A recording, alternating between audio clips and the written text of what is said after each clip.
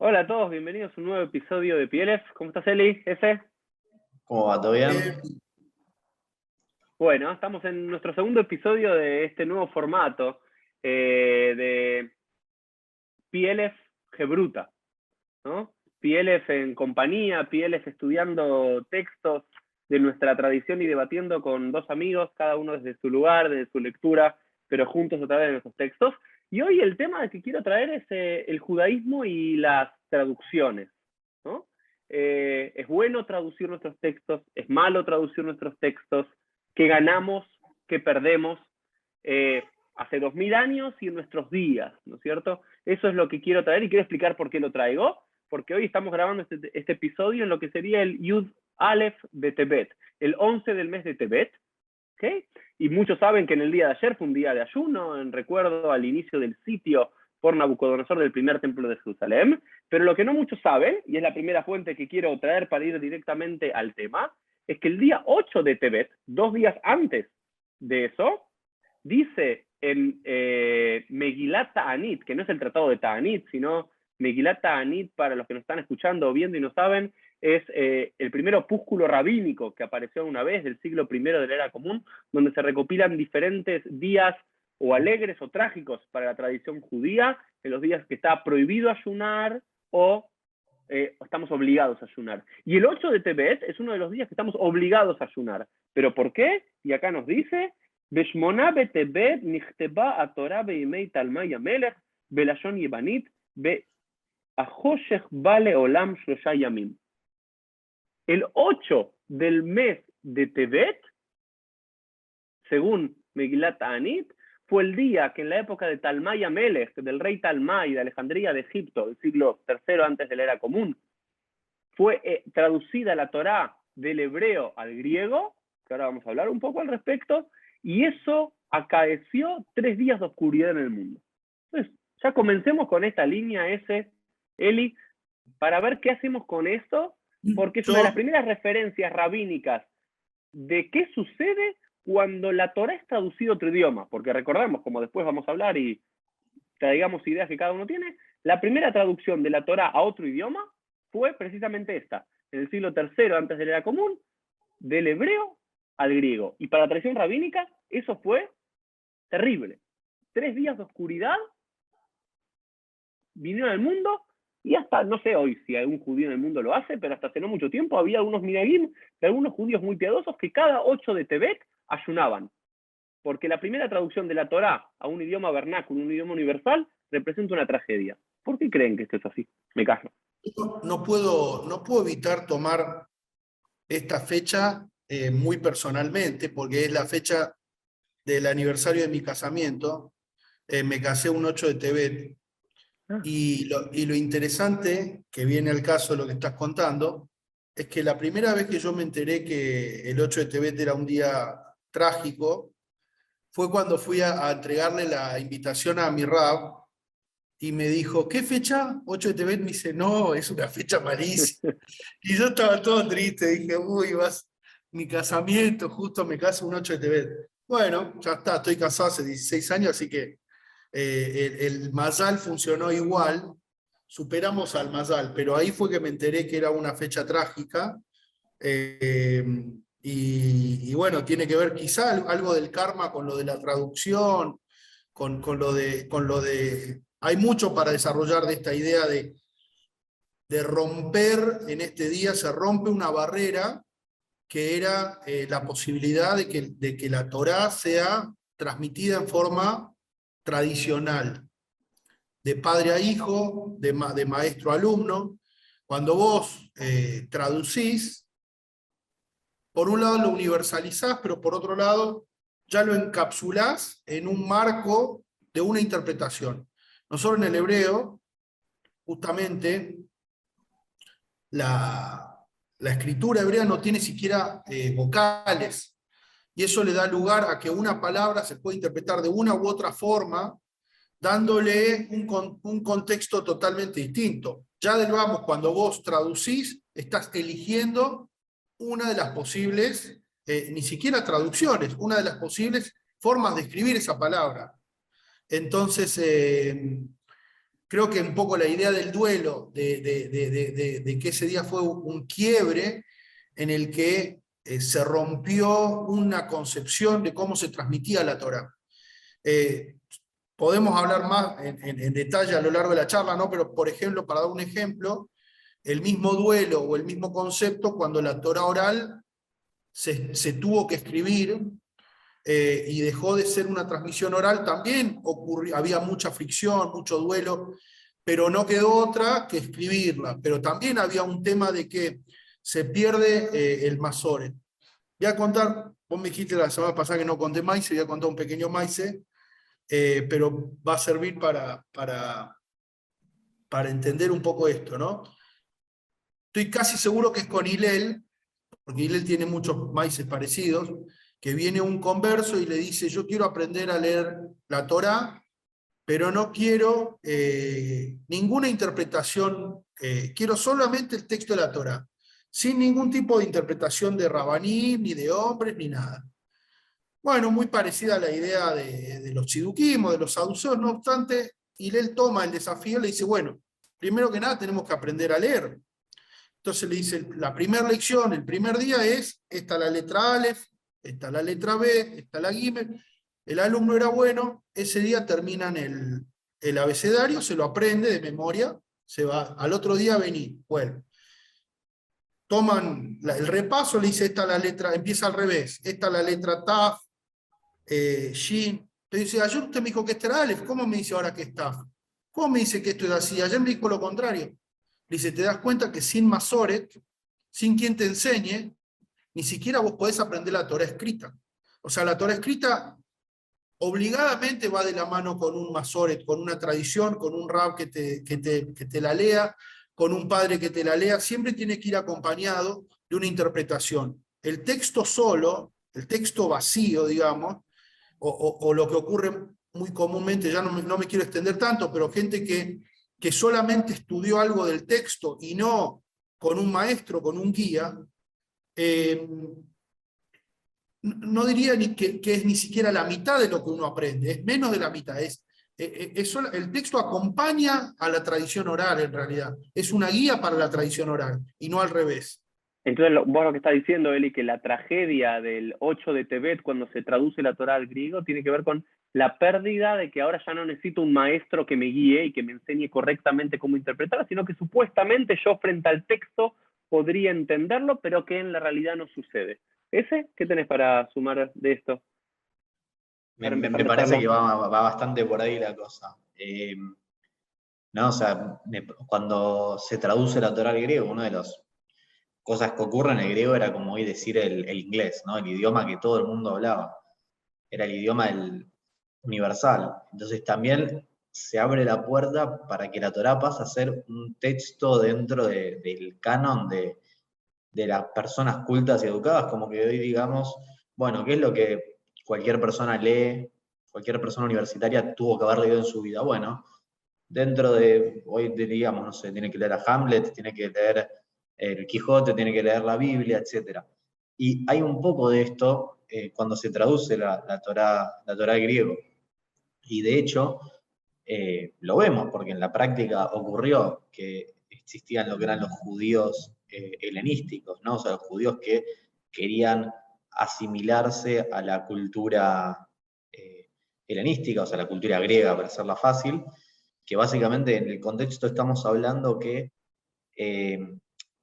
la gente hablaba griego como el idioma universal, tomó mucho de la cultura griega, pero no era lo griego ateniense puro o de Esparta, sino que también eran muchos pueblos de Oriente, como por ejemplo Macedonia, Egipto, Persia, etcétera, que tomaron la cultura griega y la mezclaron con su propia cultura. O sea, había muchos judíos que planteaban exactamente lo mismo. Bueno, como judíos tenemos que tomar toda la cultura griega, mezclarla con nuestra cultura judía y que surge una síntesis superadora.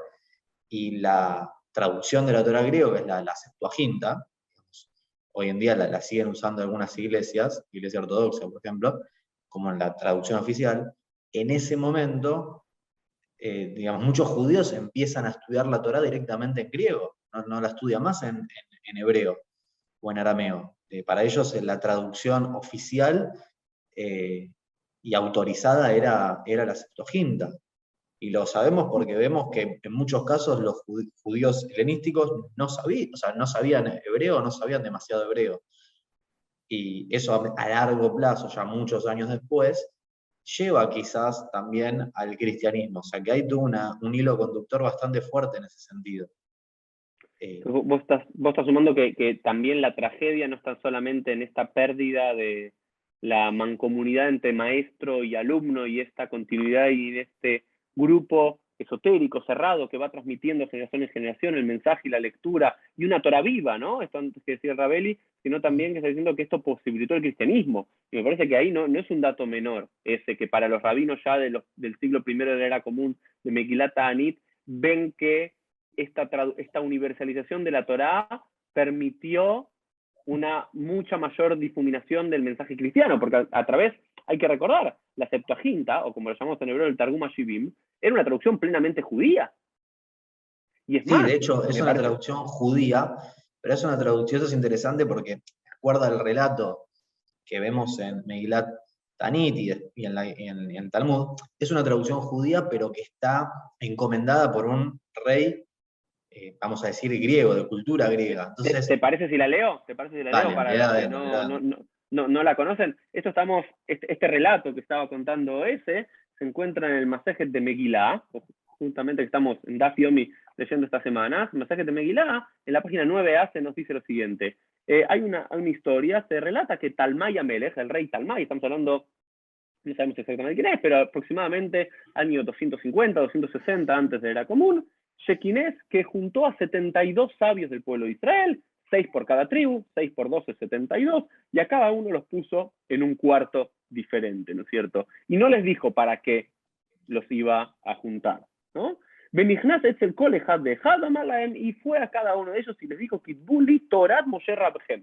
Y aparte, justo esto que decís vos, escriban para mí, ¿sí? Escriban para mí, rey griego, la Torá de su maestro Moshe, ¿no? Y al parecer lo que sucedió fue que Natan HaKadosh Baruj Hu Beleb Kol Echad de Hadetzah, Dios les dio como el espíritu divino, el Ruach HaKodesh, le dio inteligencia, sabiduría a cada uno de ellos, Be'iskimu Kulam le Datahat, y todos tradujeron exactamente de la misma forma.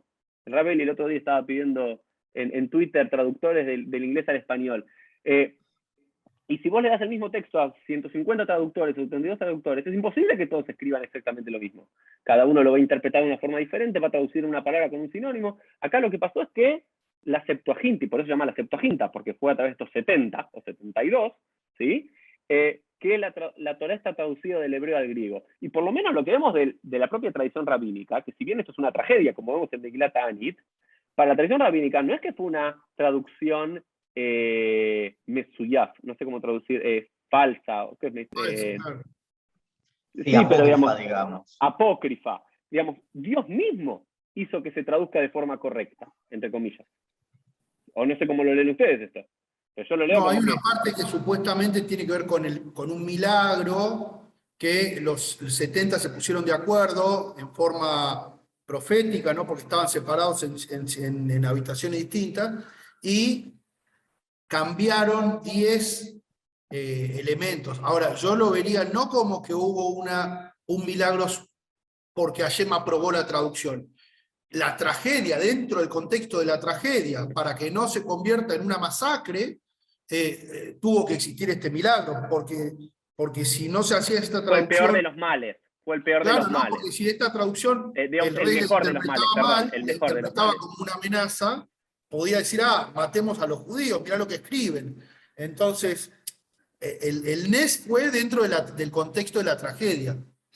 Sí, o sea, lo que es interesante acá es que, por lo menos la mirada del Talmud, es que esta es una traducción que fue hecha por judíos, pero que no fue hecha para judíos. O sea, el público al cual estamos apuntando con esta traducción no son judíos. Entonces ya hay gente que tiene otra cultura. Entonces ya la traducción no es solamente... Lo más cercano...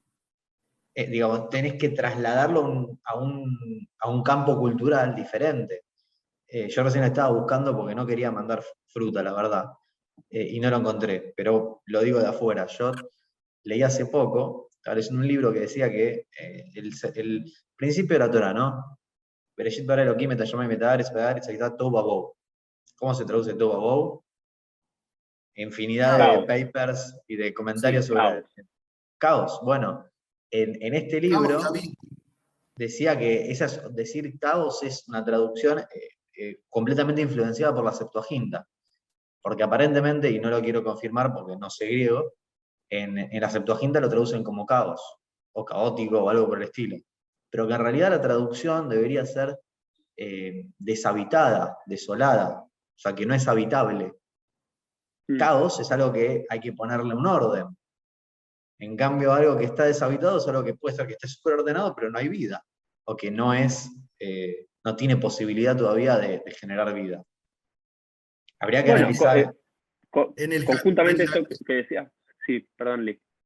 la palabra, ya que nos metimos la palabra Tou, en la Cábala o en el Hasidut, la palabra Tou o Lama Tou, el mundo del caos, sí se entiende como caos frente a Olama Tikkun, que es el mundo de la creación, el mundo del orden. Entonces sí se entiende de que estaba todo desordenado y caótico antes. Quería hacer una comparación de lo que estaba diciendo Ezequiel.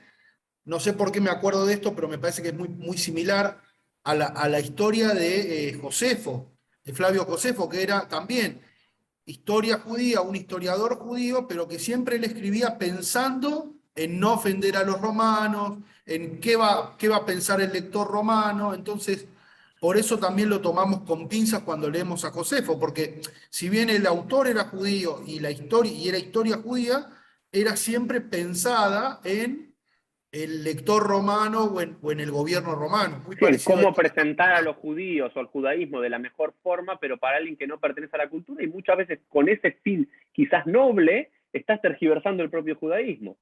No, pero hasta con una presión propagandística, como si fuera una dictadura, viste, que te dice, como si fuera en el contexto de la Unión Soviética, un tipo que tenga que escribir de judaísmo en un marco. Fue parecido en los dos casos, porque imaginemos que ni los griegos ni los romanos iban a perdonar un texto un poquito revolucionario en cualquiera de los dos casos. Por eso pienso que estaba muy las dos lo comparo a los dos casos, puede ser que no son comparables, ¿no? Pero estaban muy marcados por el contexto externo, por la política que había en el momento y todo. Quiero sumar algo, Eli, que vos dijiste que, a ver, que Dios le haya dado este consejo y este milagro de todos traducir de forma similar, no es la aprobación divina, esta Septuaginta, este Tirgum Shivim, sino que es el mal menor, ya que se va a traducir, digamos, también, y que podemos pensarlo en nuestros días, ¿no? Me parece que estaría bueno después llevar esta conversación a lo que pasa en nuestros días, ya que va a haber judaísmo en Internet, ya que el mundo no judío va a buscar el judaísmo, por lo menos que de los judíos salga la versión más oficial, realista, tradicional posible y no que cada uno haga lo que quiera. Entonces, como un mal menor. Pero quería sumar a esto que dijiste, que cambiaron en 10 lugares de la Torá, se cambió una parte para que no vaya a malinterpretación. Y una de esas, por ejemplo, la Torá comienza diciendo, Bereshit bara Elohim, en el comienzo creó Dios. Esto puede dar lugar a sostener la tesis de los antiguos griegos que el mundo era eterno. ¿Sí? Que Dios no crea ex nihilo, no crea de la nada, sino que hay un comienzo y a partir de una masa sin forma Dios crea. Por lo cual, en el Tirgum Shivim, en la traducción de la Septuaginta, es Elohim bara Bereshit, según el Talmud. Dios creó el comienzo. Así como que no hay nada antes que Dios. O por ejemplo, la Torah también dice, Nace Adam Betzalmeinu Kidmuteinu. Hagamos al hombre en nuestra imagen y semejanza. ¿Y eso qué puede despertar en cualquier lectura si no entendés bien? Claro, Que hay muchos dioses, o que hay muchas imágenes. Entonces, en la traducción al Tirgum Shivim se hace en singular y no en plural. Se Adam Betzelem Udmut. Voy a hacer al hombre a imagen y semejanza. Entonces, se hacen esas cosas para evitar mayores confusiones. Pero aún así, la historia, ¿sí? Halfu Ayanim, y el cristianismo lo tomó como la traducción oficial. Y el cristianismo se basa básicamente en la Septuaginta, y después de la Septuaginta pasa a la Vulgata, con unas correcciones que después se le hacen Jerónimo desde el hebreo. Pero también claramente para los rabinos es una tragedia porque el cristianismo, que es esa religión opositora o que nos persiguieron y demás, termina utilizando esta traducción para sus propios fines. Y también quiero hacerles una pregunta. ¿No hay acá también una tragedia de la pérdida del particularismo? Más allá de todo yo, lo que dijimos, ¿cómo lo ven? Yo antes de ir a esto quiero tirar una que siempre me fascinó de esto de cómo traducir a veces, cómo le explicás a alguien con otra cultura, la cultura propia, por ejemplo. El principal discípulo de Aristóteles, que Teofrasto se llamó, escribió en un fragmento, dentro de que los judíos son filósofos de raza o de nacimiento. ¿Por qué? Porque hablan unos con los otros acerca de la divinidad y a la noche hacen observaciones de las estrellas, observándolas y llamando a Dios a través de la plegaria. O sea, es muy interesante porque acá, por ejemplo, vemos que una persona de cultura griega tiene que hablar de los judíos y que, bueno, ¿cómo defino qué es el judaísmo, qué son los judíos? Bueno, filósofos de nacimiento. Porque para él quizás tiene que hablarlo en términos de escuela filosófica. Y quizás un judío, alguien del pueblo de Israel, nunca se hubiera definido como filósofo. Entonces. Bueno, como muchas veces que me dicen, bueno, rabino, usted es el cura como de los judíos. ¿No? Claro, esos intentos de hacer una homología que no existe. Y a veces termina pasando que incluso uno, dentro de los propios judíos también nos asimilamos muchas veces esas terminologías y no nos damos cuenta, incluso que lo digamos en hebreo o en el idioma que sea, estamos en realidad en el fondo pensando en un concepto que no es el original. O sea, es algo normal y natural en cualquier desarrollo cultural. En ese sentido, digo, la particularidad que planteaba Uri, yo creo que hay un miedo en ese momento, también hay un miedo de alguna manera a lo que decía él al principio, a perder el control de la tradición. Porque cuando el texto ahora de repente está en griego y cualquiera lo puede entender, siempre está el peligro de tergiversar. O sea, pensemos de vuelta, es como que hoy en día tengamos una traducción oficial al inglés o al español, digamos, ¿no? O sea, hoy hay traducciones, pero ninguna es la que dice, bueno, tiene el sello que dice, bueno, esta está aprobada por los principales rabinos del mundo y la podemos usar para incluso, digamos, reemplazar al hebreo, ya no importa el hebreo. Eso creo que hoy en día hay como una especie de consenso, por lo menos, de que las traducciones son traducciones, pero que no reemplazan al original. Pero en ese momento, digamos, realmente había muchísima gente, y lo vemos digamos, como el desarrollo del cristianismo, que directamente la traducción, la Vulgata, no, perdón, la Septuaginta, reemplaza el hebreo. O sea, no es que es una traducción solamente, sino que es la traducción y me puedo basar en esto para entender lo que me está diciendo la Biblia, digamos. O sea, es un pasaje muy fuerte, no es que es algo menor. No es, bueno, traducimos, pero vamos al original cada tanto. No. El original es este ahora, de alguna manera. Sí, el original quedó reemplazado, ya no es ese original, la matriz es otra. ¿Eli? Estaba pensando en un personaje de nuestra época que creo que nosotros tres apreciamos y queremos mucho, que era Steinsaltz, Adin Eben Israel, que él tradujo el Talmud al hebreo por primera vez y después lo hizo al inglés, fue un revolucionario, y en sus comienzos tenía unas críticas terribles, porque justamente la idea era, bueno, ahora cualquiera va a poder leer la Gemara, cualquiera va a poder leer el Talmud sin problema, sin tener que ir a una yeshiva, sin tener que sentarse con un rab, sin tener que ir a un heider, estudiar cómo se estudia la Gemara, y la va a poder leer de la traducción y va a entender cualquier cosa.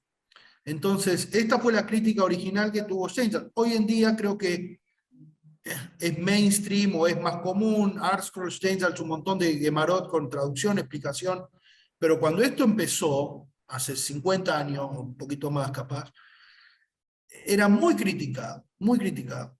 Y otro tema similar... Perdón, Eli, antes de que vayas con el segundo tema, quiero hacer énfasis en esto, porque la Guemará, no me acuerdo del Citut, no me acuerdo de la cita exactamente, la recuerdo hace muchos años,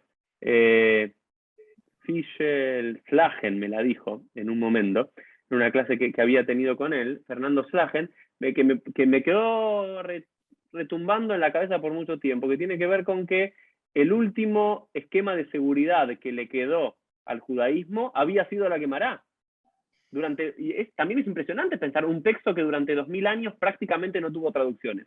Sí, algunos pasajes, no sé, de la Mishnah al latín, o algo al francés, al alemán en algún momento, pero la Guemará como texto literario traducido, y que fue el último elemento de particularismo judío, porque digo, ok, ya la Torá se hizo universal, el Tanaj se hizo universal, la Biblia se hizo universal, ya todos tienen acceso a eso, pero nosotros todavía tenemos la llave final del acceso, que es nuestra Guemará, que es solamente para nosotros, porque es críptica, porque está en arameo, porque no se entiende, porque sos un maestro, entonces nadie va a poder acceder de todo al judaísmo. Una vez que te abro la última llave, que Steinsaltz le da humanidad, es ya los judíos y los rabinos perdimos el control del judaísmo, y nos da miedo.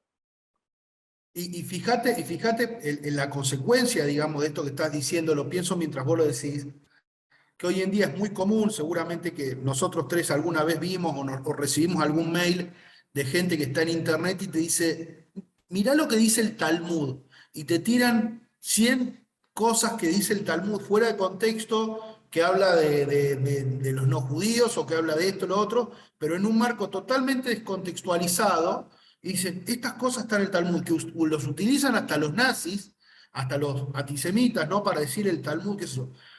Y es el gran problema cuando se universaliza y se descontextualiza un texto, ¿no? Porque ahora cualquiera puede agarrar una frasecita y decir, bueno, mirá lo que esto es el Talmud.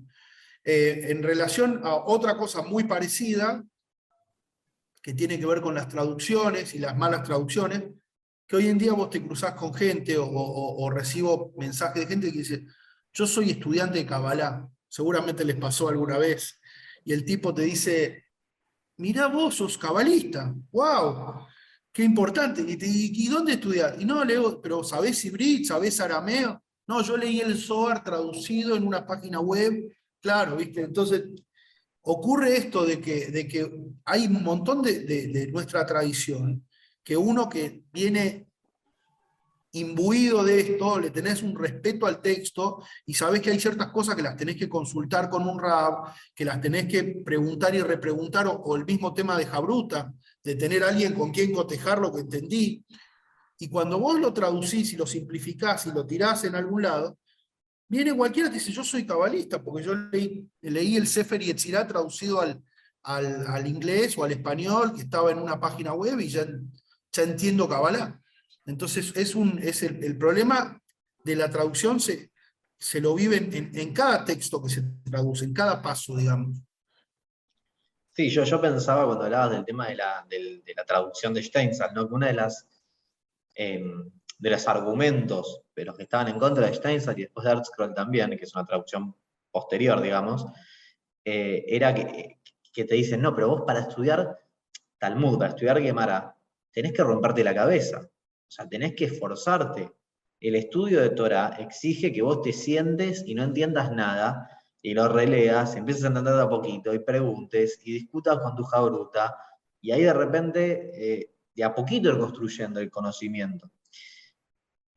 La realidad es que yo no estoy para nada en contra de estudiar ni con ArtScroll, ni con Steinsaltz, ni con cualquier traducción que esté bien hecha. Pero sí hay un punto interesante en esto, que es que uno no puede pensar que va a entender Kabbalah, Talmud, la Torá, porque leyó en 5 minutos una página y dijo, ya está, ya soy un experto. Realmente es una experiencia, me parece que no va solamente por el conocimiento que tengas, porque entendiste algo o no entendiste, sino que es un conocimiento que tenés que construir, o sea, que digamos, es un músculo del cerebro.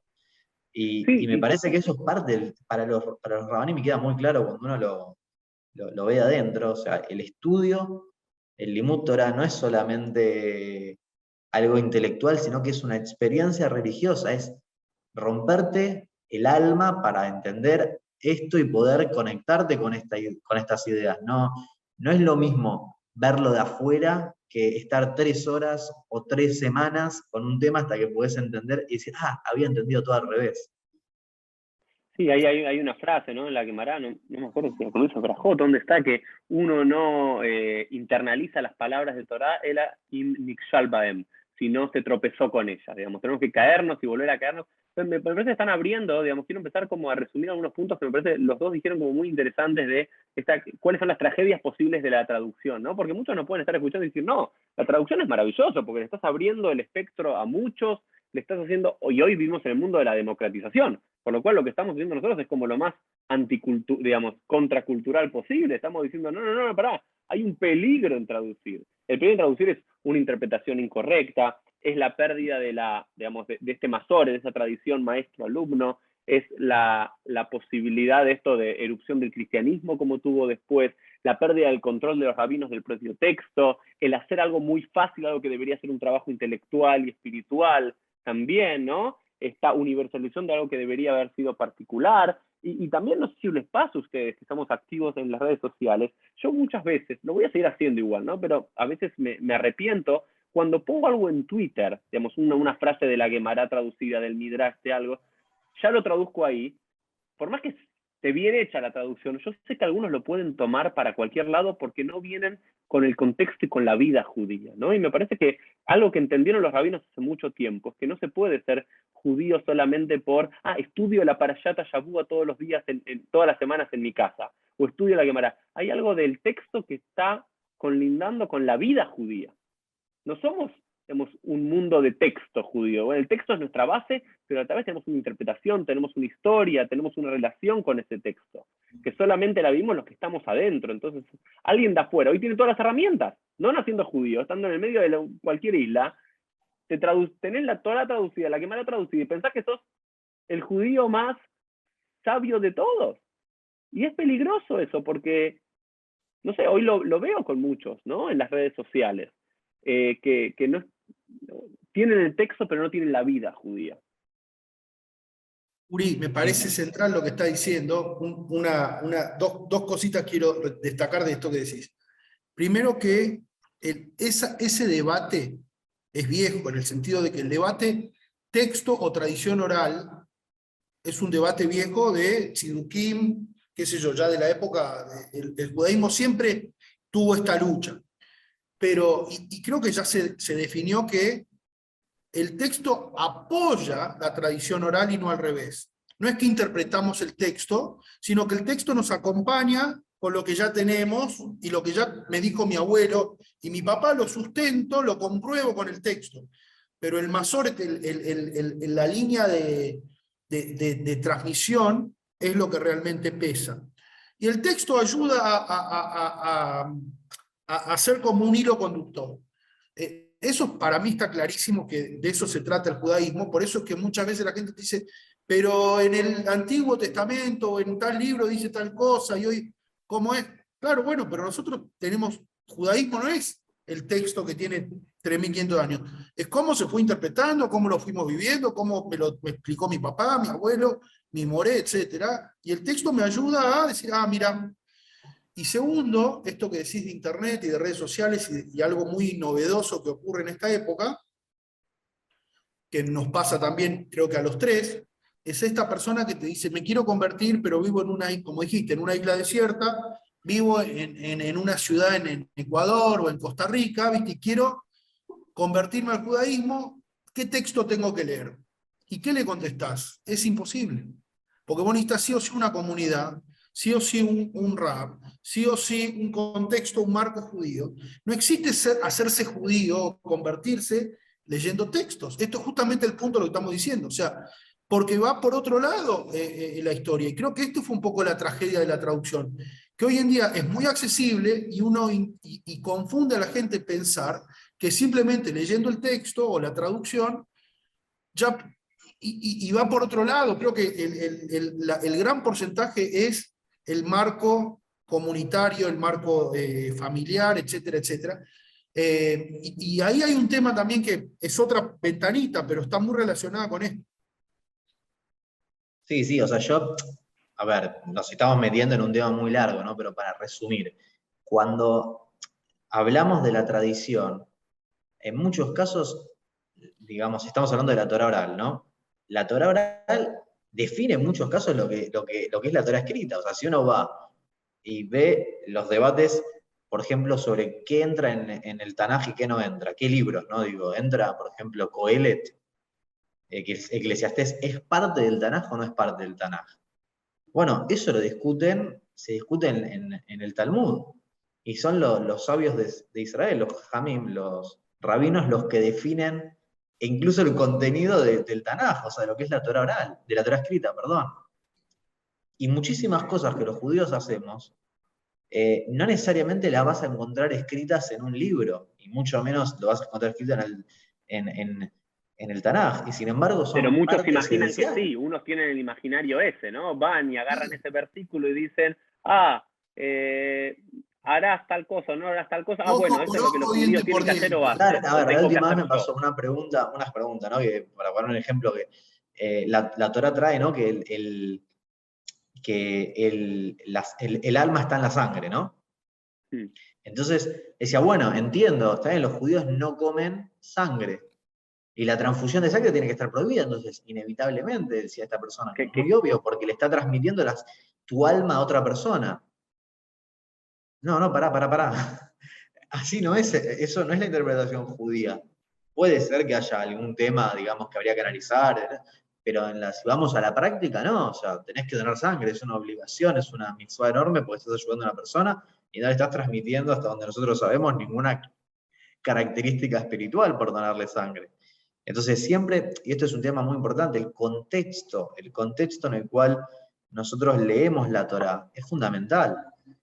Yo quiero sumar algo más, ¿no? Y quiero sumar algo más y después llevarlos a la última historia de hoy, para debatir en los últimos minutos, que no tiene que ver con lo de hoy, quizás en otro PLF lo podemos hablar, pero también creo que vivir el judaísmo o entrar al judaísmo a partir del texto sin contexto también lleva a una rigidización y fundamentalización de mi ser judío, digamos. Y esto me parece que lo vemos con muchos Balei Teshuvah, y este es el famoso texto ese que muchas veces hablamos de Soloveitchik, que también habla que cuando uno entra a una cultura a través de un texto, ¿viste? Es como entrar a una cultura a través de una receta. Seguís línea por línea, 100 mililitros no son 105, son 100 y no le podés cambiar el azúcar por edulcorante, porque el texto dice que hay que hacer esto.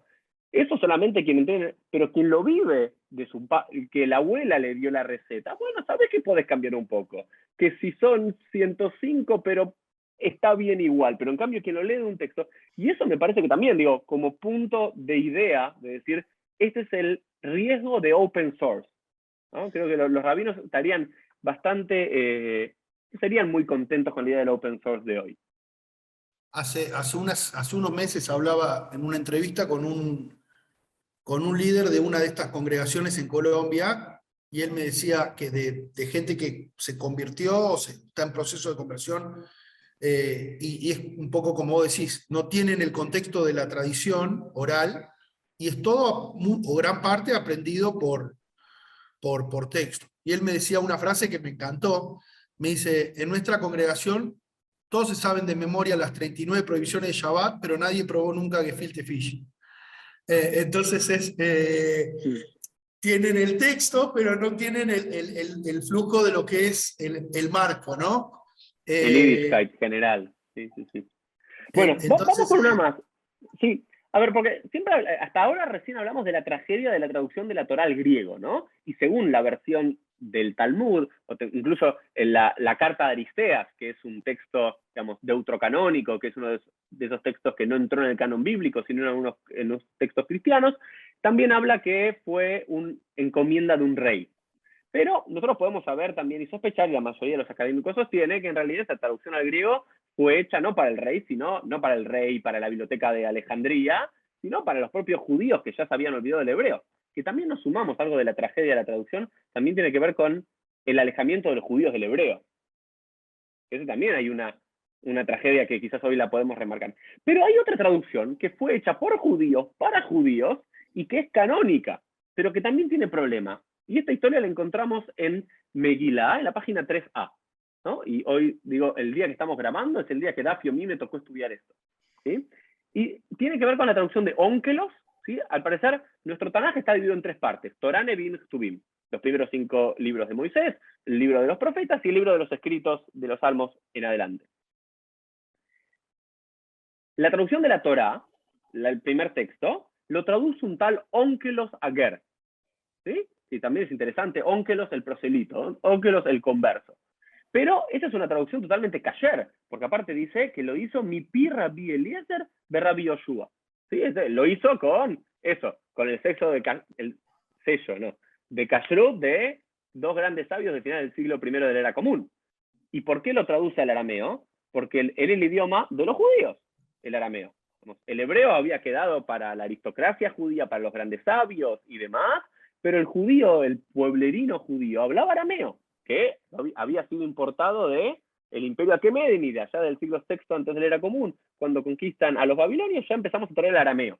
Uno de los últimos textos del Tanaj incluso está en arameo, pero la Torá está íntegramente escrita en hebreo, excepto creo que hay una palabra, ¿no? ¿En arameo? ¿En la Torá? ¿La tienen? Me suena, pero no me acuerdo.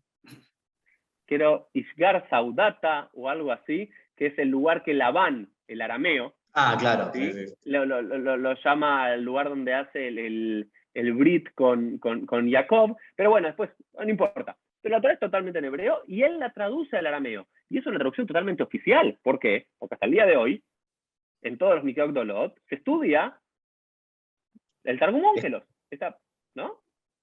Sí, de hecho existe la mitzvah de Shnai Mikra Bejat Targum, o sea, estudiar 2 veces o leer 2 veces la Perayat Hayahua, la porción semanal que se lee del Pentateuco, con la traducción de Onkelos al arameo.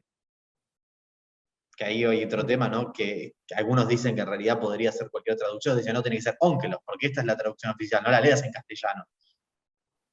Eso de Shnai Mikra y Bejat Targum es como una... tiene que ver, la lectura del Onkelos tiene que ver con eso, como que ya quedó un marco de tradición casi como un Teilín, se lee casi como un mantra. Como claro, sí, pero, como pero antes la gente lo leía porque era lo que entendía. De hecho, incluso en la propia sinagoga se leía el texto en hebreo y la traducción al arameo. O sea, era la traducción realmente oficial. El famoso rol del Targum, del Meturgemán, que estaba siempre al lado del Sefer y entre Aliá y Aliá traducía para la gente lo que habían leído. Era un rol oficial que... Era un bodrio, ¿no? Ir un Shabbat a la mañana, hace 2000 años, te la regalo, ¿no? Porque toda pero una yo te soy sincero, versículo por versículo. Pero en algún aspecto, creo que, volviendo a la actualidad, ¿no? Cuando vas al templo el sábado a la mañana y escuchás todo en hibrid y hay gente que no entiende y lo sigue y se duerme, yo prefiero que en el medio venga uno y diga, bueno, acabamos de leer esto. En muchas comunidades lo hacen, pero para mí que tendría que ser en todos lados, que por lo menos te diga una síntesis de lo que se leyó. Bueno, yo lo hago, yo lo hago entre Aliá y Aliá, después yo soy Balcoré también en Medita Knesset, leo la Torá, y entre Aliá y Aliá, después de que llamo a alguien, antes de darle la brajá, digo un resumen, como ¿sí? mínimo, de lo que claro. acabamos de leer, o en algunos casos hago una pregunta antes para que por lo menos la puedan seguir tus Kumash. Y lo que está diciendo Eli también es muy importante, porque si nos quedamos que la traducción es solamente una tragedia, estamos convirtiendo al judaísmo en algo totalmente elitista, que casi nadie va a tener puerta de entrada. Entonces, en nuestras sinagogas, si hacemos la cuenta, en tu Beit Knesset, en cada uno de nosotros, ¿quién entiende hebreo? Ni siquiera yo entiendo todo. Pero, Uri, ¿sabés cómo me parece una síntesis de ZBZ, Libre Elohim? Las dos opciones son viables, que es no como la Septuaginta que, como dijeron, vino a mover el texto original, sino el que lee una traducción debe siempre tener en cuenta de que está teniendo algo incompleto y que es la puerta de entrada, como vos bien lo dijiste, pero aspirar a que siempre tengo que consultar con un rab, siempre tengo que consultar con el texto original, si tengo duda, a lo que voy, no creerme que porque leí la traducción ahora soy el sabio de la Cábala o el que entendió todo el Talmud o el que entendió, o sea, tomar la traducción con respeto, pero siempre entender de que es incompleta. Entonces, ese me parece que sería como una síntesis. No es, obviamente que estoy a favor de Stendhal, estoy a favor de cuanto más y mejores traducciones hayan y que la gente pueda acceder, mejor, pero siempre con el respeto al texto original y a que una persona lo pueda interpretar, te lo pueda bajar, porque nunca esto es algo que está en el principio del Tanya, ¿no? Cuando el Alter Rebbe escribió el Tanya, antes la gente le mandaba cartas y le hacía consultas personales de temas, ¿no? Y él dijo, como no llego, voy a hacer una compilación y aclara que es imperfecto el sistema de un libro, porque no es lo mismo que pregunta a alguien, tengo este problema o esta duda, y vos se lo contestás, el rab, y va a preguntarle al rabbi y le contesta su problema, que lo lea en un libro. Pero era la mejor solución al problema. Lo mismo ocurre con las traducciones. Tomarlas, aceptarlas, usarlas, pero no creerme que porque leí un libro de esto, ya entendí todo el tema. Me parece que está en la humildad del lector que utiliza la traducción. Yo te Quiero quiero preguntarle a agregar, ese, porque que es vos el hablás, más... Ah, sí. perdón, no, que él hablaba del lector, yo quiero agregar también el lado del traductor, digo, el traductor tiene que tener también la suficiente humildad y la inteligencia en algún punto de hacer una introducción donde diga, bueno, estoy traduciendo desde este lugar, con esta perspectiva, con esta mirada, con este objetivo, y darle un contexto a esa traducción. Y obviamente que no hay una receta infalible, porque va a depender para qué querés traducir y para quién. Vas a traducir un mismo texto de maneras muy diferentes. Pero en principio me parece que dejar en claro, mira, esto es una traducción, esto es una puerta de entrada para que vos profundices y vos entiendas. Y digo, se ve muchísimo cuando uno estudia la Torá en el idioma original, en el hebreo, que está repleto de juegos de palabras, por ejemplo, que es imposible traducir a cualquier idioma. Entonces, no perder eso, es muy difícil, es muy, muy difícil. Es un equilibrio que uno tiene que encontrar. Yo iba a decir algo que es una pregunta, no sé si algunos saben, ese debería saber, y si no le vamos a preguntar a nuestro amigo Nathan, que es amante de los libros real, que creo que nunca vi un Targum Onkelos por su cuenta. Siempre está al lado de la Torá original y de Rashi, y eso ya dice mucho. Quizás exista, hay algún libro, pero la Septuaginta se vende por separado. Vas a la biblioteca y te compras una Septuaginta. No te podés comprar el Targum Onkelos. Y me parece que eso ya es paradigmático. Sí, y sí, ahora quiero seguir un poco, porque sigue diciendo la Gemara, dice, esta es la traducción de la Torá de Onkelos, pero la traducción de Nevim, que es la segunda sección del Tanaj, la sección de los profetas, la hizo un tal Jonathan ben Uziel, que era supuestamente uno de los alumnos de Hillel, ¿sí? Pero lo hizo mi pi Haggai, Sejaría y Malají. No sé cómo exactamente fue eso, porque Haggai, Sejaría y Malají son los últimos profetas del comienzo del siglo V antes de la era común. Entonces no sé cómo eso llegó a alguien del siglo I de la era común, estudiante de Hillel, pero lo que fuese.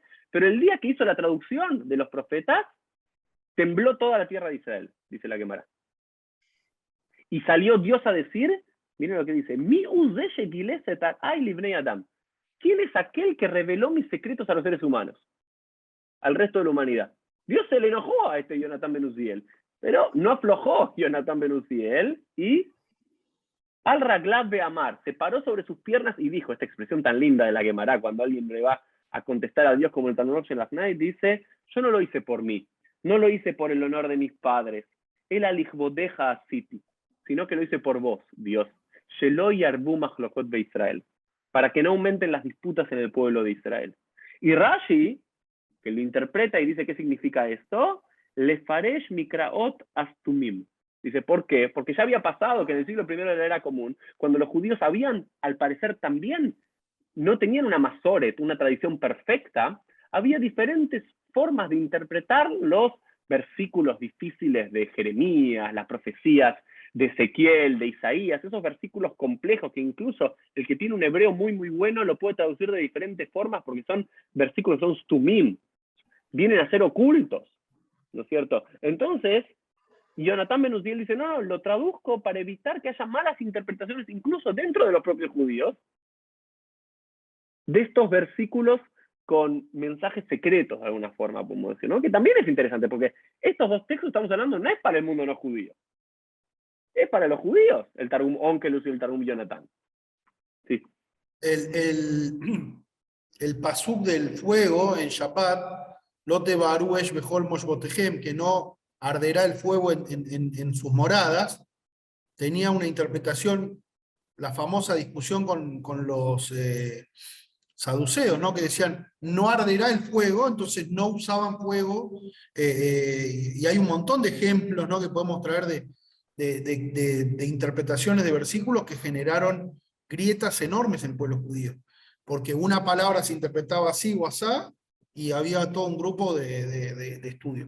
Sobre esto del Quilú y de la revelación, creo que en cada época o en cada cambio histórico hay alguna historia parecida a la de Jonathan Ben Uzziel que contaste.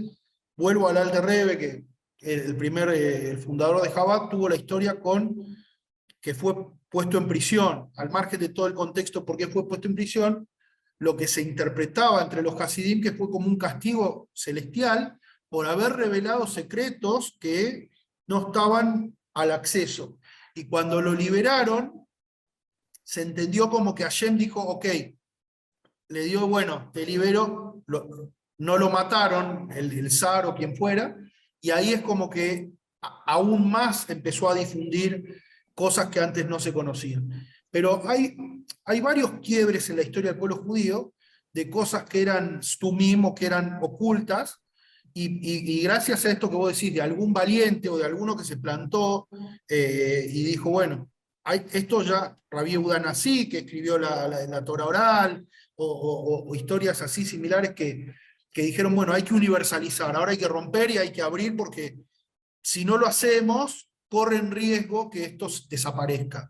Es un conflicto que está muy presente en el pueblo judío, ¿no? De conservar la burbujita o decir, bueno, ya no se puede conservar, hay que abrirlo a riesgo de perder el maíz jasídico con el Alter Rebbe, que habían encontrado en el barro, tirado en la vereda, textos cabalísticos de Hasidut, transcripciones que había. Entonces, como que en el Shamaim dijeron, esto está tirado en el barro, hay que frenar todo.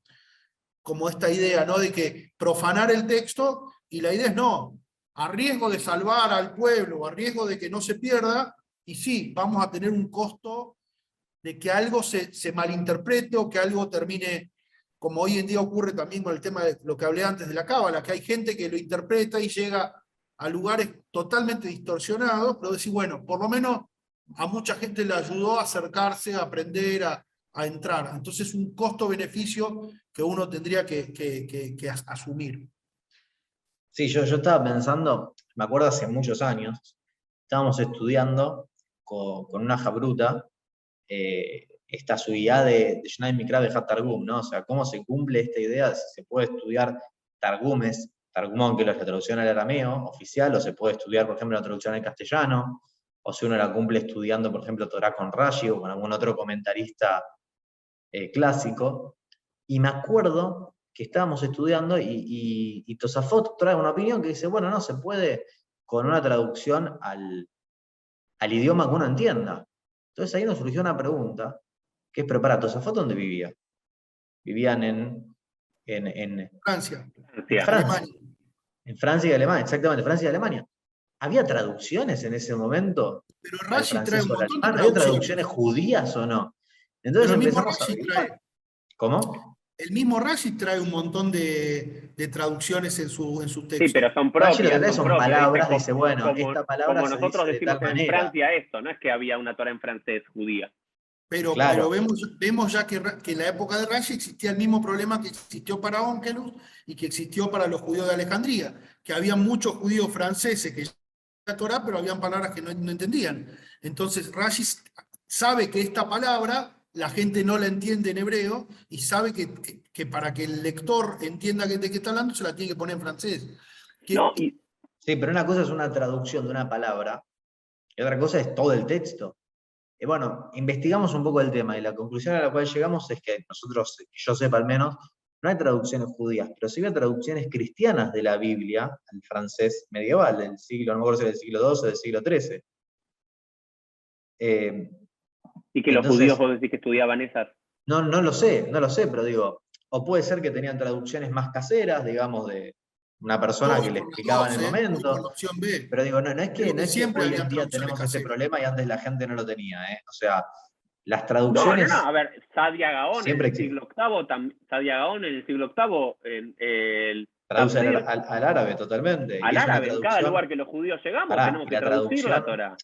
aclaremos, la traducción de Rav Sadia Gaón es una traducción que durante muchísimos años fue completamente canónica para los judíos de los países musulmanes, o sea, de habla árabe.